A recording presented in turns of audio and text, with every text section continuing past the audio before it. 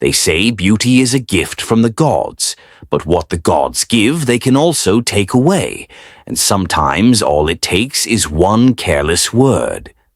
Hello, my dear friends, and welcome once again to Tales by Larinzy.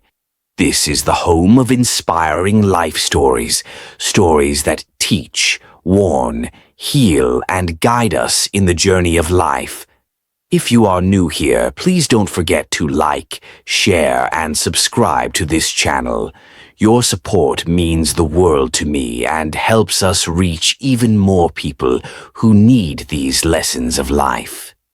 In the eastern village of Umues, there lived a girl whose beauty was spoken of in whispers and songs. Her name was Adais, which meant daughter of the king, though her father was no king, just a simple yam farmer who had been blessed, or perhaps cursed, with a daughter whose face could stop the sun in its journey across the sky. By the time Adais reached her 16th year, young men traveled from neighboring villages just to catch a glimpse of her at the stream. Her skin gleamed like freshly tapped palm wine, her eyes sparkled with the mischief of 100 masquerades, and her smile, her smile could make the hardest elder forget his own name. Even the women who might have been expected to harbor jealousy found themselves softening when she passed, as if beauty itself commanded a temporary truce from envy. But there was something else about Adais, something that grew alongside her beauty, like a weed in a garden of flowers. Her tongue was as sharp as a fresh razor blade, and she wielded it with the carelessness of a child playing with fire. "Your wrapper looks like something a goat refused to eat," she once told her mother's friend at the stream. "If ugliness were yams, you could feed the whole village," she said to a suitor who displeased her. Her mother, Neoma, would pull her aside after each incident, her face creased with worry. "Adais, my daughter, beauty without character is like a flower without fragrance. You must learn to guard your tongue." But Adais would only laugh, tossing her elaborately braided hair over her shoulder. "Mama, let them be angry. They will forgive me by tomorrow. They always do." And it was true. Her beauty seemed to grant her immunity from consequence, like a talisman that absorbed all offense. The village elders muttered among themselves, shaking their gray heads. "Pride," they said. "The girl is drunk with pride." But even they did nothing, perhaps hoping that time and wisdom would eventually temper her sharp tongue. Eek Market Day was the most sacred day in Umues's calendar, a tradition that stretched back beyond the memory of the oldest grandfather's grandfather. On this day, the boundary between the human world and the spirit world grew thin as morning mist. While humans gathered at the great market square to trade their goods, yams and palm oil, clay pots and woven baskets, live chickens and dried fish, the spirits took their turn in the farms and forests. On Eek Day, the village storyteller would warn children gathered around the evening fire. The spirits plant their own crops in the shadows between our yam mounds. They tend gardens we cannot see, harvest fruits that exist in their world alone.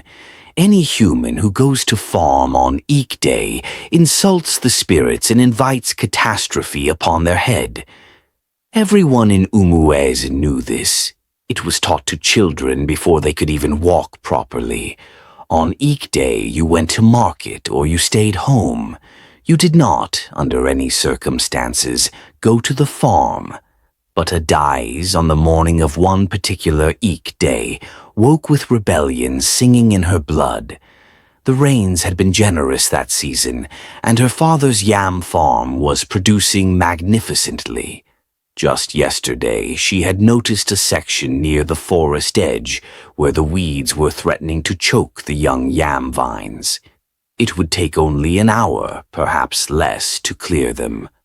1 hour, and she would return before anyone even noticed her absence. Her mother was already at the market square, having left before dawn to secure a good position for selling her palm oil. Her father had traveled to a distant village for a title-taking ceremony and would not return until evening. The compound was empty except for her younger brother, who was still asleep on his mat. "Foolish superstitions," Adais muttered to herself as she gathered her cutlass and her hoe. "Spirits in the farm.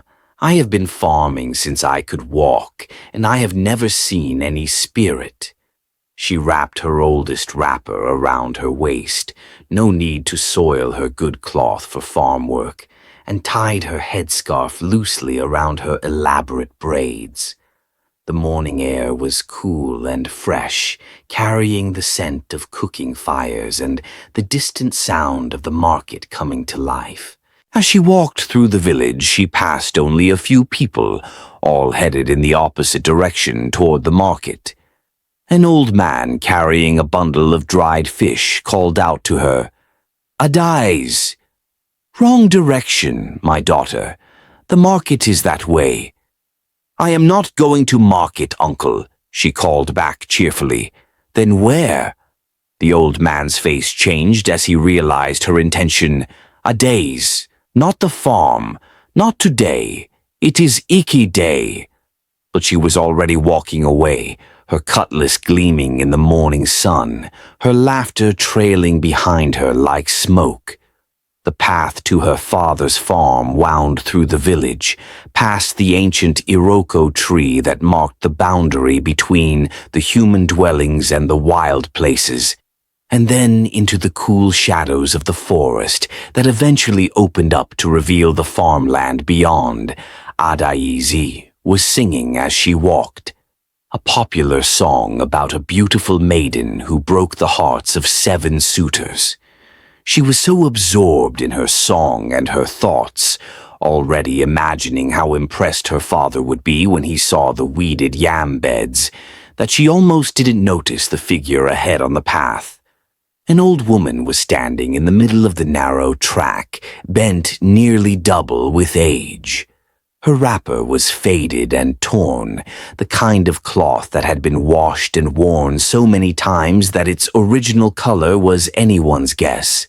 She carried a small bundle of firewood on her head, though how such a frail-looking person could carry even that small burden was a mystery.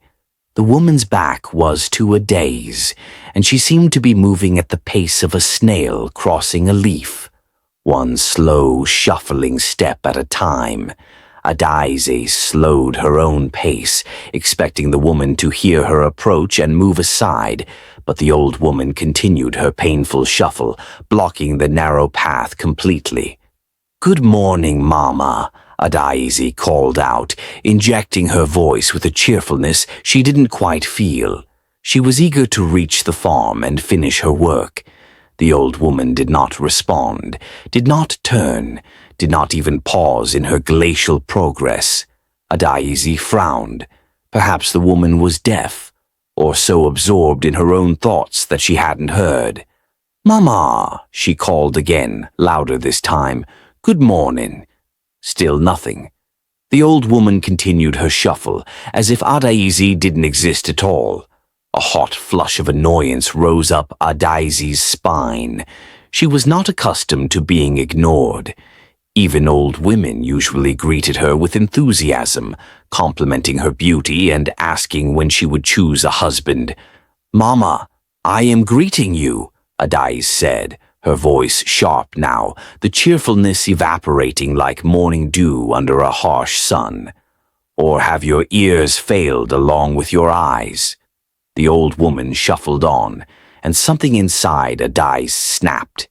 Later she would not be able to explain what came over her. Perhaps it was the accumulation of years of getting away with her sharp tongue. Perhaps it was the arrogance that comes from beauty, untempered by humility. Perhaps it was simply that she was young and foolish, and the young and foolish often mistake their temporary power for something permanent. Fine, Adais spat, her voice rising to a shout that scattered birds from the nearby trees.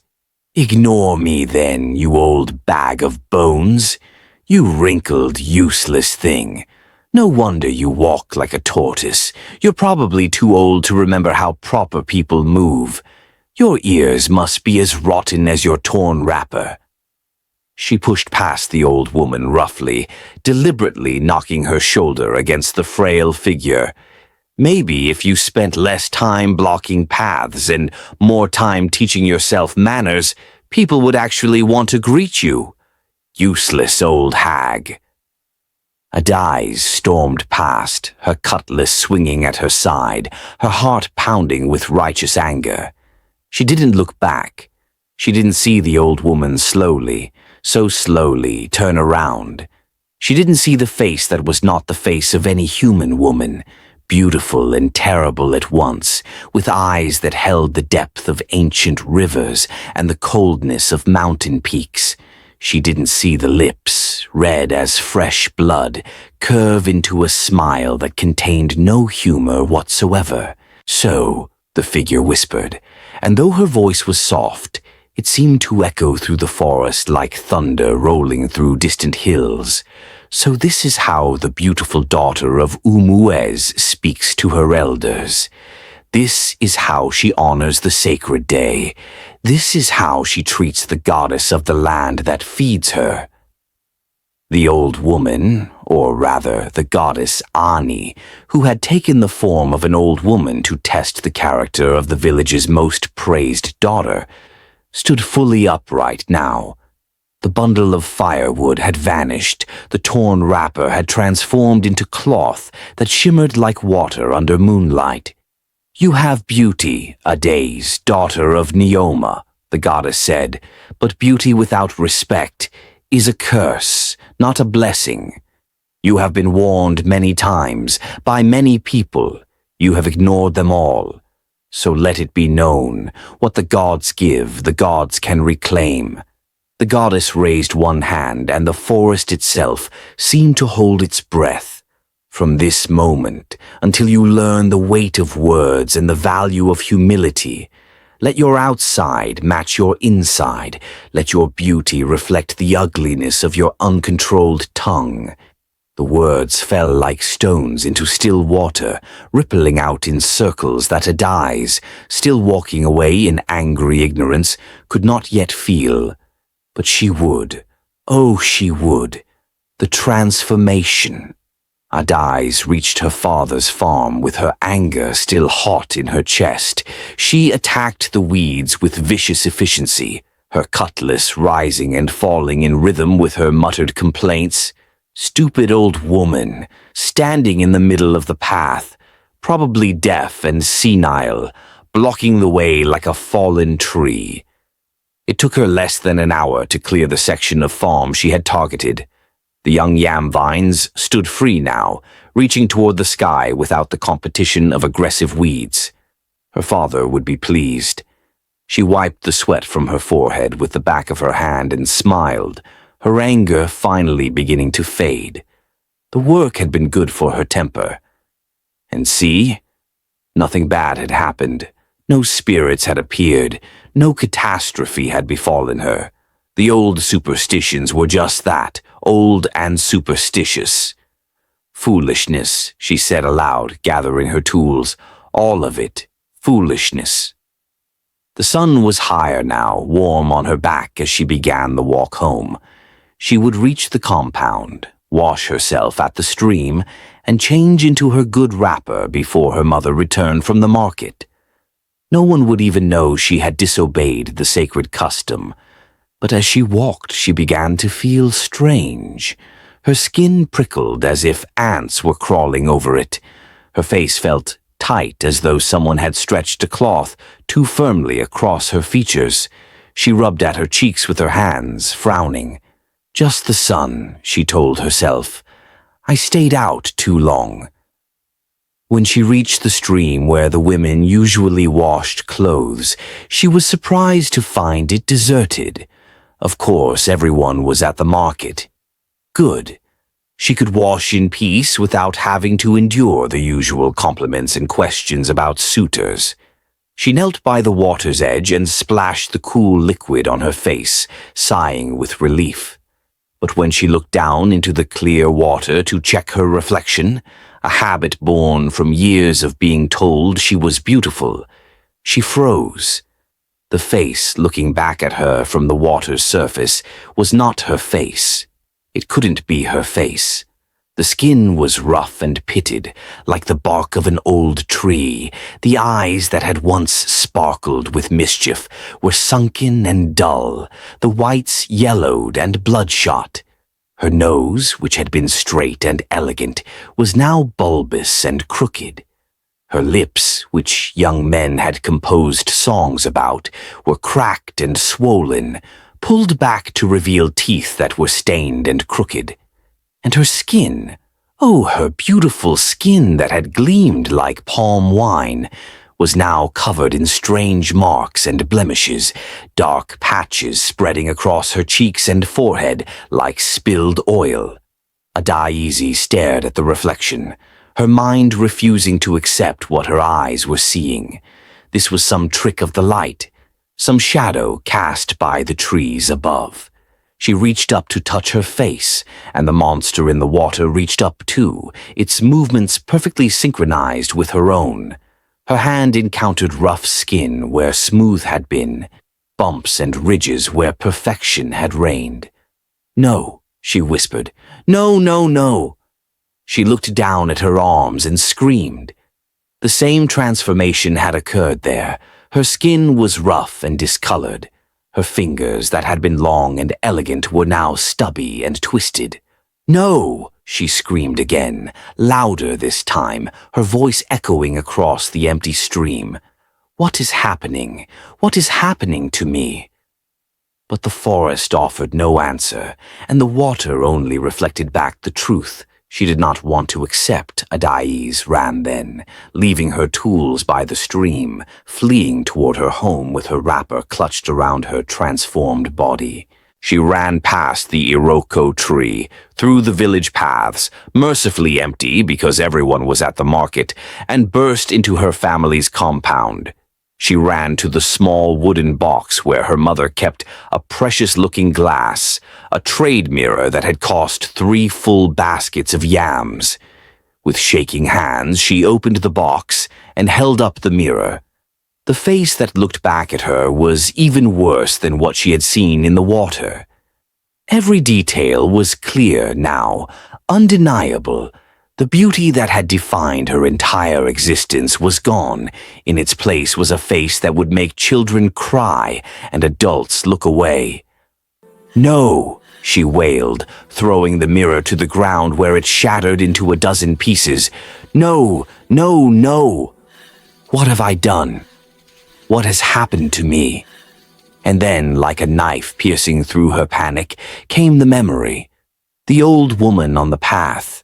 The way she had stood there, not responding to greetings. The terrible words Larinzy had thrown at her. The rough push, the final insult. "Oh gods," Larinzy whispered, falling to her knees on the earthen floor. "Oh gods, what have I done?" The old woman had not been an old woman at all.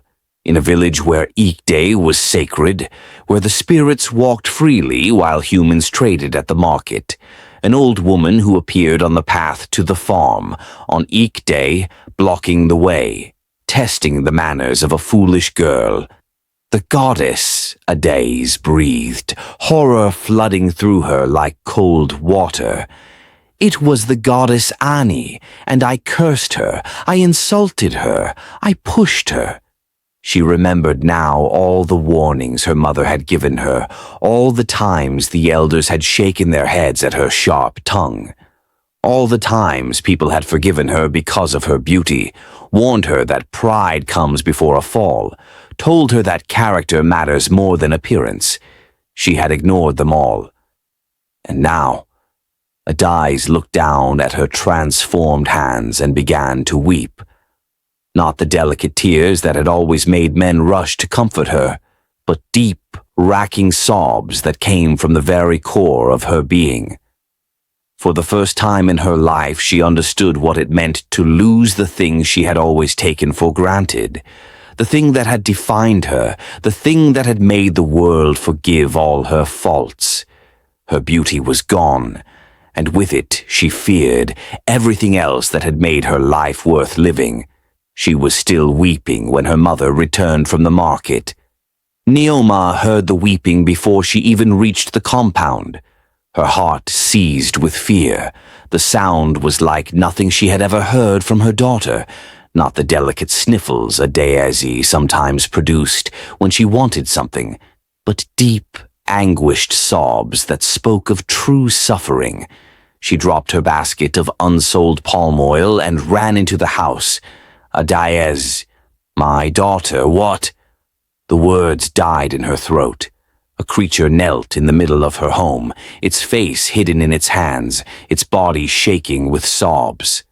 For a moment, Neoma's mind refused to process what she was seeing. Then the creature looked up, and Neoma saw her daughter's eyes, those same eyes now sunken and dull, looking out from a face that seemed carved from nightmares.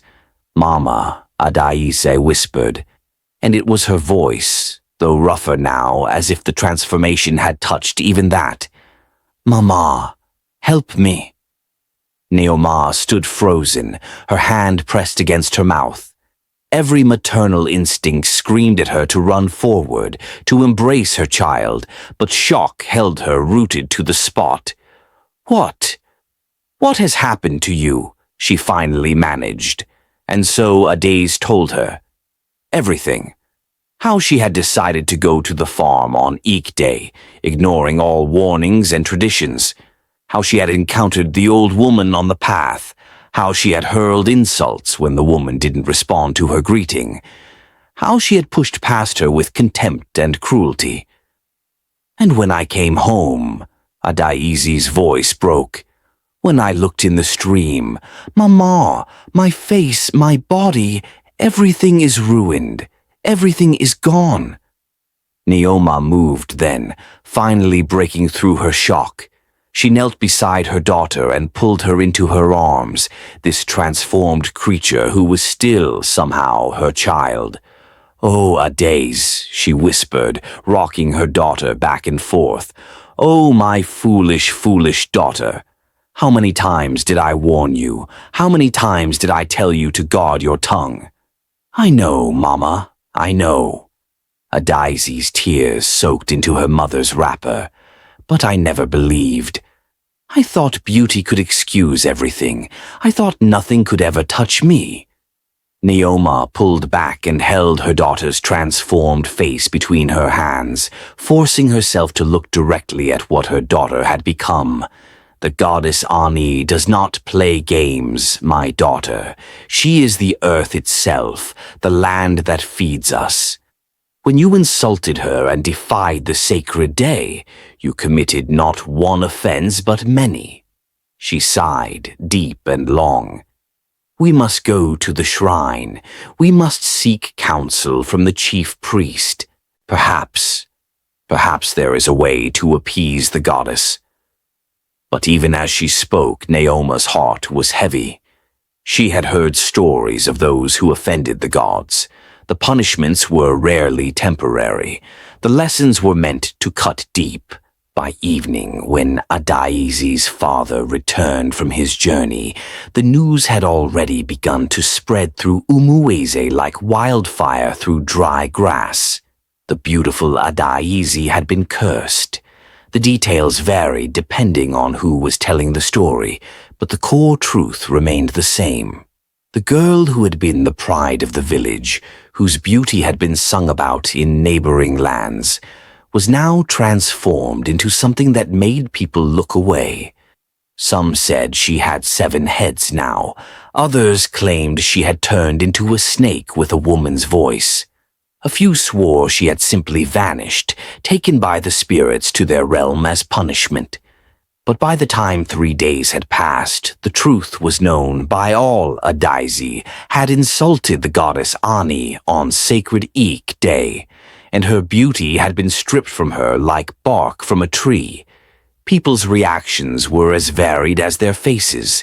The elders nodded gravely, as if they had predicted this outcome all along.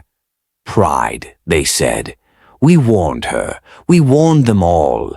But the young never listen until it is too late. The young men who had once composed songs about her beauty now avoided walking past her compound. Some felt pity. Others felt relief, as if her transformation had released them from a spell. The women of the village were perhaps the most complex in their responses. Some felt a guilty satisfaction, as if justice had finally been served to one who had always seemed to exist beyond consequence. Others felt genuine pity, seeing in Adaizi's fate a cautionary tale about the fragility of gifts from the gods. And a few, the kindest among them, simply felt sadness for a young girl who had learned a terrible lesson too late. Adaizi's former friends stopped visiting. The compound that had once been filled with laughter and admiration now stood quiet, as if under a shadow. Adaz herself remained hidden inside the house, refusing to emerge even after sunset. She could not bear the thought of facing the village, of seeing the shock and disgust in their eyes. She who had once walked through the market square like a queen now trembled at the thought of stepping beyond her mother's compound. "I cannot go out there," she told her mother, her voice hoarse from crying. "I cannot face them, Mama. I cannot." "You must," Neoma said gently but firmly. "Hiding will not undo what has been done. Tomorrow we go to the shrine of Ani. We go to seek forgiveness and guidance."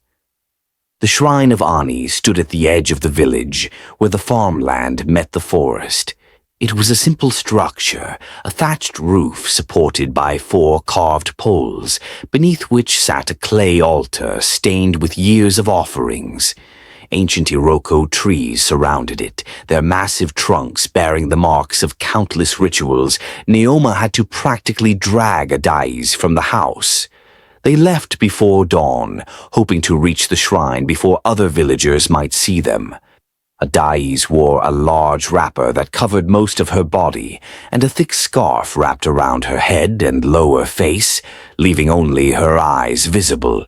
Even so, they passed an early riser on the path, old Mama Obiageli, who was known for her sharp eyes and sharper tongue. The old woman looked at the heavily covered figure with Neoma, and her eyes widened with recognition. "Neoma," she said softly, her voice surprisingly gentle, "I am sorry for your daughter's troubles." Neoma nodded, her throat too tight to speak. Even this small kindness felt like a gift after 3 days of whispers and averted eyes.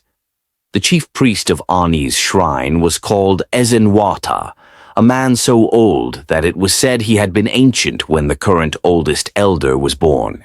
His skin was like dried leather, his eyes milky with age, but his voice when he spoke was strong and clear. He was already at the shrine when they arrived, as if he had been expecting them. Perhaps he had. The gods had ways of telling their priests what they needed to know. "Adaizi, daughter of Neoma," he said without preamble, "come closer. Let me see what the goddess has done." With shaking hands, Adaiz removed her scarf and pulled back her wrapper. In the grey light of early morning, her transformed face looked even more stark, more shocking. Ezenwata studied her in silence for a long moment. Then he nodded, as if confirming something he already knew. "The goddess is thorough in her lessons," he said. "Tell me, child, what did you say to her?" Adaizi's voice was barely a whisper as she recounted her words, each insult feeling like stones in her mouth. "I called her an old bag of bones, wrinkled and useless. I said her ears were rotten. I called her a useless old hag, and I pushed her." Ezenwata closed his eyes briefly, as if in pain. "You understand what you have done?" "Yes," Adaiz whispered. I insulted the goddess. I disrespected the sacred day. I was proud and cruel and foolish. And? Adaz looked up, confused. And what? What else did you do, child? Think deeper. Adaz frowned, tears beginning to leak from her eyes again. I don't understand. Then I will tell you, Isenwata said, his voice gaining an edge like stone against stone. You taught every young person in this village that beauty excuses cruelty. You showed them that external gifts matter more than internal character. You made people feel small and worthless with your words, day after day, year after year, and because you were beautiful, they swallowed their hurt and smiled and told themselves it didn't matter. Each word hit Adais like a physical blow. She had never thought of it that way, had never considered that her casual cruelty might teach others to value the wrong things, to accept treatment they should never have accepted. Your transformation, as Enwata continued, is not just punishment. It is a mirror. The goddess has made your outside reflect what has always been inside, the ugliness of an uncontrolled tongue, the deformity of pride unchecked, the disease of cruelty untreated. Can it be undone? Naoma asked, her voice breaking. Please, is there a way? Isenwata was silent for a long moment. Finally, he said, I must consult the oracle. Wait here. He disappeared into the small hut behind the shrine.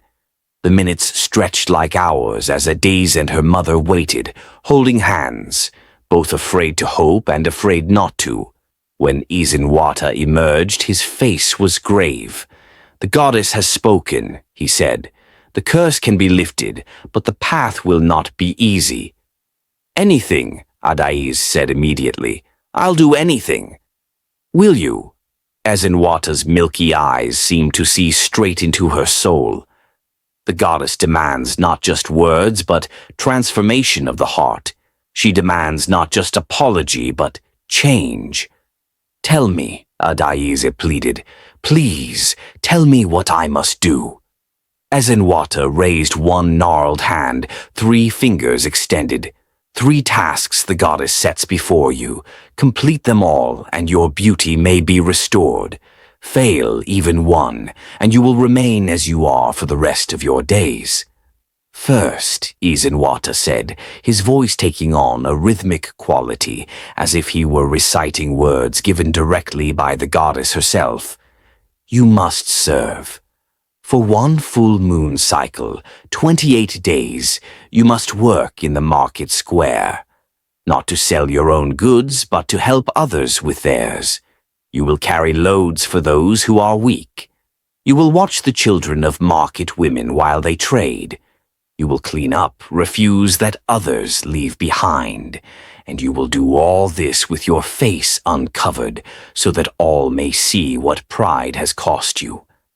Adaz felt her stomach drop to appear in public, to be seen by everyone, to endure their stares and comments. It seemed impossible. But Isenwata was not finished. Second, you must heal. You must find 3 people in this village whom your words have wounded, and you must make amends. Not simple apologies, true amends. You must undo the harm you have caused. As much as harm can ever be undone, the goddess will know if your efforts are sincere or merely performed. Adais thought of all the people she had insulted over the years. How would she even know which ones had been truly wounded? How could she undo years of careless cruelty?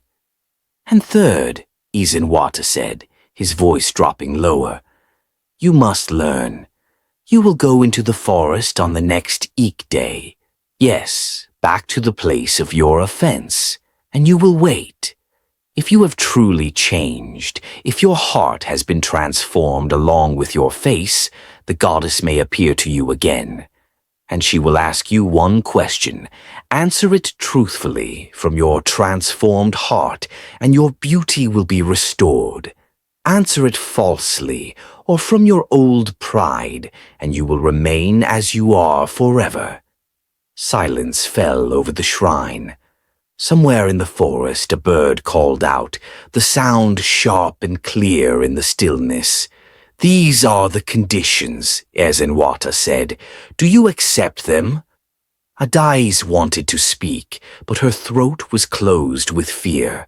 28 days in the market, her transformation visible to all, finding people she had wounded and making true amends. Returning to face the goddess on another Eek day, it seemed impossible, but what choice did she have? "I accept," she whispered.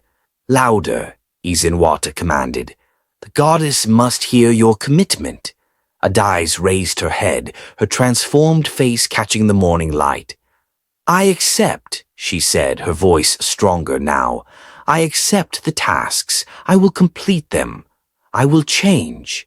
Ezenwata nodded slowly. "Then begin tomorrow. Come to the market at dawn. And remember, the goddess sees not just your actions, but your heart. Perform these tasks with resentment or calculation, and you will fail. Perform them with true humility and genuine change, and you may yet reclaim what you have lost." He raised his hands in blessing. "Go now. Your journey begins." The market square of Umuez on a normal day was a chaos of color, sound, and motion. Women sat behind pyramids of tomatoes and peppers, their voices rising and falling as they called out prices and haggled with customers. Men stood beside cages of chickens and goats, demonstrating the health and vigor of their animals. Children wove between the adults, playing games or running errands for their parents. When Addis arrived at dawn on her first day of service, the market was just beginning to wake. A few early traders were setting up their wares, arranging them just so to catch the morning light. Adais stood at the edge of the square, her heart hammering in her chest. She had not covered her face. Ezenwata had been clear about that requirement. Her transformed features were visible to all who cared to look. And they looked. The first person to notice her was Mama Nkiru, a palm oil seller who had known Adesi since she was a baby. The woman's eyes widened, her hand flying to her mouth. "Adais," she whispered. Is that really you?" Others turned to look. The whispers began immediately, spreading like ripples in water. "It's true, then. Look at her face. The goddess really did curse her." Adaz wanted to run. Every instinct screamed at her to cover her face, to flee back to the safety of her mother's compound. But she forced herself to stand still, to breathe, to remember why she was here. "I have come to serve," she said, her voice shaking but audible. "Anyone who needs help, I am here to assist." The silence that followed was heavy with shock. Adais, who had never lifted a finger to help anyone unless it benefited her, was offering to serve. Mama Nkiru was the first to respond. Perhaps she remembered the little girl Adaz had once been, before beauty and pride had twisted her character. Perhaps she simply had a kind heart. "My daughter," she said gently, "I have several heavy baskets that need to be carried from my compound to my selling spot. Could you help me with them?" "Yes, Mama," Adais said, relief flooding through her. "Show me where." By mid-morning, word had spread throughout the market. Some people offered her tasks out of genuine need. Others, she suspected, simply wanted to see the proud Adas brought low. Wanted to see the girl who had once insulted them now carrying their loads like a common servant. But Adazi carried every basket, watched every child, swept up every pile of refuse without complaint. Her back ached, her arms trembled with fatigue, sweat poured down her transformed face, and she had no beauty to fall back on, no smile to charm people into forgiveness. All she had was work, and slowly, painfully, she began to understand something. This work, this service, this was what most people did every day. Without praise, without admiration, without the luxury of being forgiven, simply because they were pleasant to look at. They worked because the work needed doing. They served because others needed service. How had she never seen this before? On the third day, something shifted. Adais was watching a group of children for a trader named Obioma, who sold dried fish and needed both hands free to haggle with a difficult customer. The children were playing a game with stones, laughing and shouting. One little girl, she couldn't have been more than 5 years old, wandered away from the group and stood in front of Adais, staring up at her with wide, curious eyes. "Why is your face like that?" the child asked with the brutal honesty of the very young.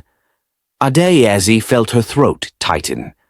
I was cursed," she said quietly, "because I said mean things to people."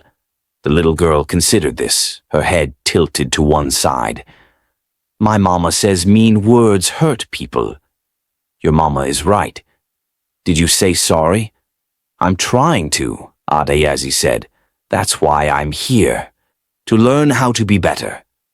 The child reached up and patted Adai's hand. "That's good. It's good to say sorry." Then she ran back to her friends, the interaction already forgotten. But Adais sat very still, tears streaming down her transformed face. This child, this innocent, honest child, had shown her more kindness in 1 minute than Adais had shown most people in her entire life. An elderly woman sitting nearby had watched the exchange. She leaned over and spoke quietly to Adais. "Children see hearts, not faces," she said. "Perhaps that is why they are wiser than the rest of us." Adais nodded, unable to speak through her tears. That night she returned home exhausted but somehow lighter. For the first time since her transformation, she felt something other than despair. She felt possibility. But as she worked in the market, watching people, really seeing them for the first time, one face kept returning to her memory. Ugochi. Ugochi had been a seamstress, known throughout the village for her skill with needle and thread. She could turn rough cloth into garments that looked like they came from the city. She had made several wrappers for Adais's mother. One day, Ugochi had worked for weeks on a special wrapper for Adais's 16th birthday, an elaborate design with intricate embroidery.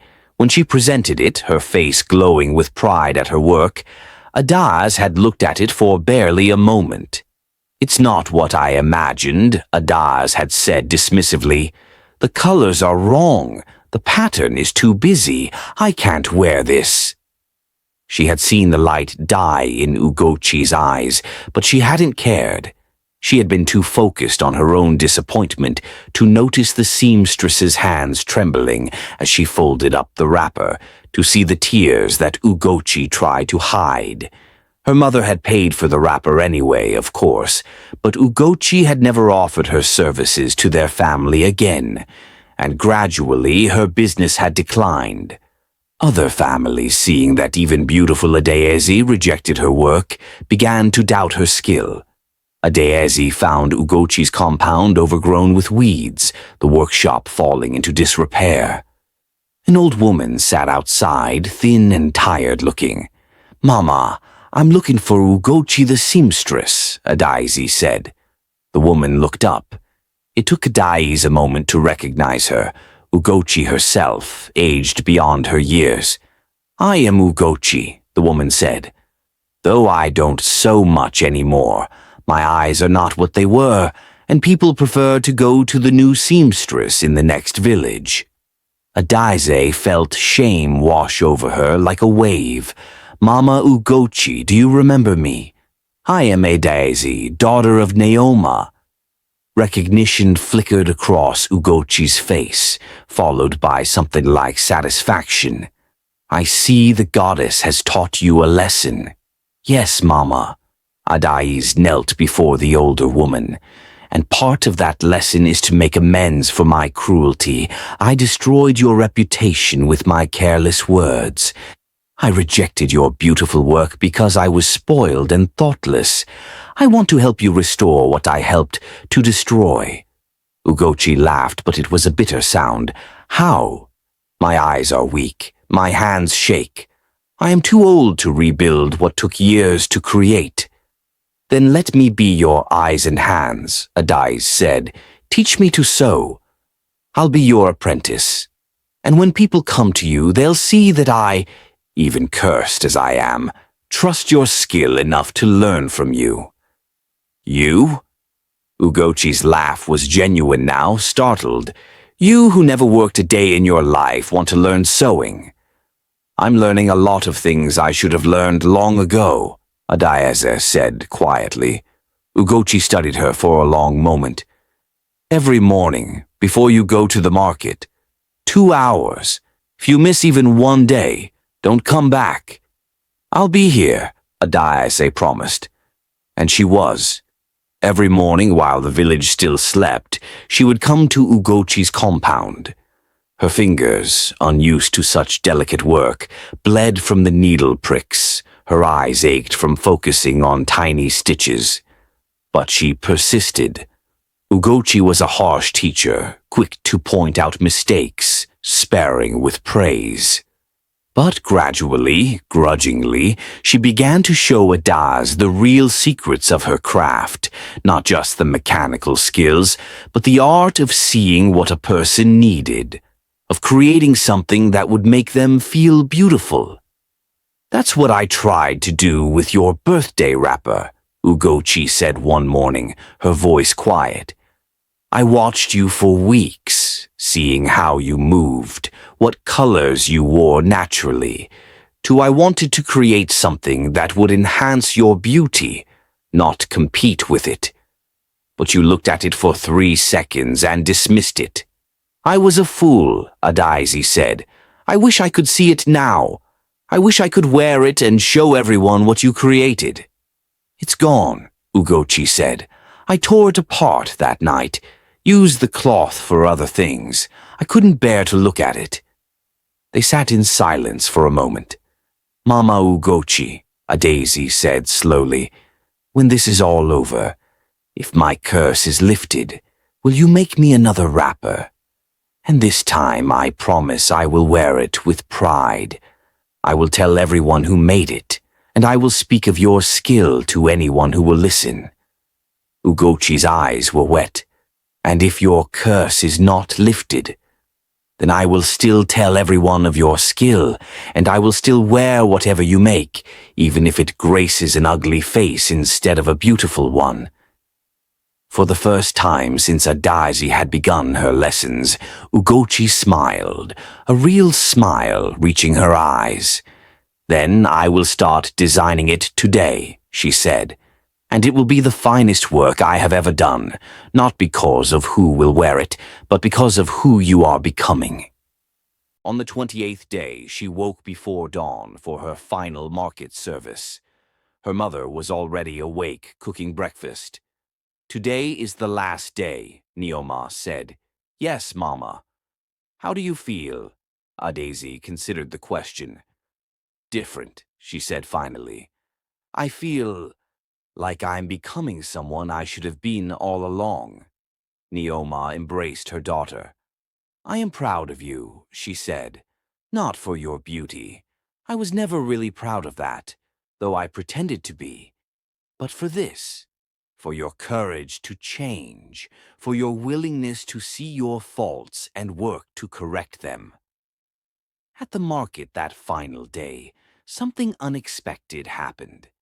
As Adaize was helping an old woman carry her goods to her selling spot, the woman stopped and looked at her closely. "You know," the old woman said, "when you first came here with that cursed face, I thought you deserved it. I had heard so many stories of your cruelty, but these past weeks, watching you work, seeing how you've changed, I think perhaps the goddess cursed you not to punish you, but to save you." "Save me?" Adaz asked.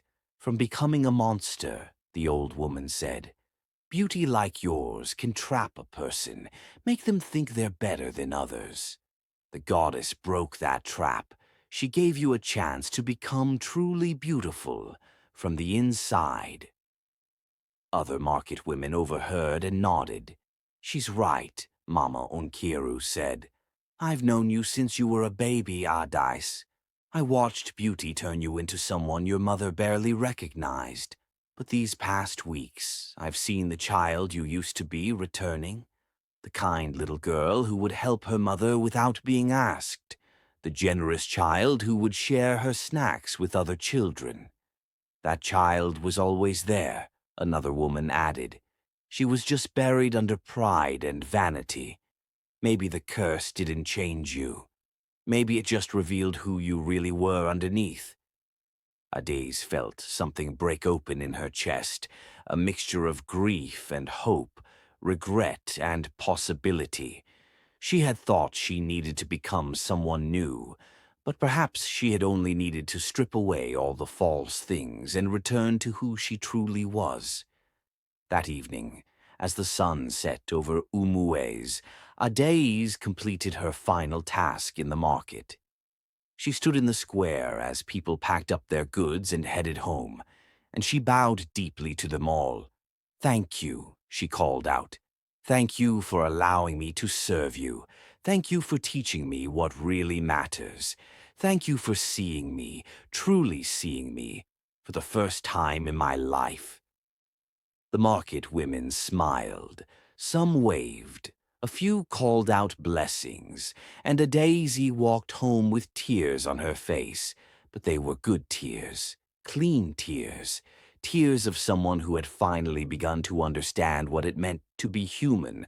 4 days after completing her market service, another Eek Day arrived. Adais woke before dawn, her heart pounding. This was it, the third task, the final test. She dressed simply in a plain wrapper and headscarf. She did not try to hide her transformed face. That face was part of who she had become, and she would not hide from it. Her mother embraced her at the door. Whatever happens today, know that I am proud of you. Thank you, Mama. The goddess is not cruel, Neoma said. She is just. Remember that. Adazi walked through the sleeping village, through the awakening forest, following the same path she had taken on that fateful Eek Day weeks before. But she was not the same girl who had walked this path then. That girl had been beautiful on the outside, but ugly within. This girl, this woman she was becoming, might be ugly on the outside, but she was learning to be beautiful where it truly mattered. She reached the spot where she had encountered the old woman, the goddess, and she stopped, kneeling on the forest path, and waited. The sun rose, birds sang, the forest hummed with life, and then she appeared. Not as the old woman this time, but in her true form, radiant and terrible, beautiful and fierce. The goddess Ani stood before Adais in glory, her feet not quite touching the ground, her presence filling the forest with power. Adais, daughter of Neoma, the goddess said, her voice like rivers and thunder. You have completed the first 2 tasks. You have served with humility. You have made amends with sincerity. Now comes the final test. Adais kept her head bowed, her heart racing but her spirit calm. Look at me, the goddess commanded. Adais raised her head and met the goddess's eyes. They were deep and dark and infinite, holding all the earth's secrets, all the land's memories. I will ask you one question, the goddess said. Answer truthfully from your transformed heart, and your beauty will be restored. Answer falsely, or from your old pride, and you will remain as you are. Do you understand? I understand, Adais said. The goddess smiled, and it was not entirely kind. Here is my question. If I offered you a choice right now, return to your old beauty but keep your old character, cruel and proud and vain, or remain as you are now, transformed in face but transformed also in heart, humble and kind and truly seeing, which would you choose? The question hung in the air between them. Adaizi's mind raced. This was a test, but what kind of test? Was the goddess expecting her to prove her change by choosing to remain ugly? Or was she testing whether Adaizi had learned to value beauty properly, as a gift to be grateful for rather than a tool to hurt others? But then she realized the goddess had said to answer truthfully from her transformed heart, not to give the answer she thought the goddess wanted, not to strategize or calculate, just to speak the truth. Adais took a deep breath. Goddess, she said slowly, I would choose to remain as I am now. The goddess's expression was unreadable. Why? Because the past weeks have been the most painful of my life, Adaizi said, her voice steady. But they have also been the most real. For the first time, I have truly seen other people. I have understood what it means to serve, to work, to be humble. I have learned that my words have power to hurt or heal. I have discovered that there is joy in honest work and meaning in sincere relationships. She paused, gathering her thoughts. When I was beautiful, I was asleep, she continued. I moved through the world like a person in a dream, seeing everyone else as shadows, as props in my story. But this curse, this terrible, painful curse, it woke me up. It made me real. It gave me eyes to see and a heart to feel and a soul that can finally connect with others. Tears were streaming down her face now. If I went back to my old beauty with my old character, I would be beautiful on the outside, but dead on the inside. I would rather be truly alive, even if that means living with this face for the rest of my days, because I am more myself now, more human, more whole than I ever was when I was beautiful. The silence that followed was profound. Then the goddess spoke, and her voice was softer now, almost gentle. Adais, daughter of Naoma, you have answered truly. You have passed the test. She raised her hand, and light began to shimmer around Adais, like heat waves on a road. But know this, the goddess continued. I am not simply restoring your beauty. I am giving you something better. I am giving you a beauty that reflects your transformed heart, a beauty that will deepen as your character deepens, that will shine brighter as your spirit grows. No longer will your face be separate from your soul. From this day forward, they will be one. The light grew brighter, enveloping Adaize completely. She felt warmth spreading through her body, felt something shifting, changing, transforming. Go now, the goddess said. Return to your village, and remember always what you have learned. Beauty is a gift, but character is a choice. Never forget which matters more. And so, dear friends, Adaizi's journey reminds us of one unchanging truth. Beauty may open doors, but character is what keeps them open. A sharp tongue can wound deeper than any knife, and the scars it leaves behind are not always visible. Thank you for watching Tales by Larinzy, where every story carries a lesson, and every lesson lights the path of life. If this story touched your heart or taught you something new, please don't forget to like, share, and subscribe, and turn on notifications so you never miss another powerful tale. Until next time, walk gently, speak kindly, and remember, the words you speak today may shape the world you see tomorrow.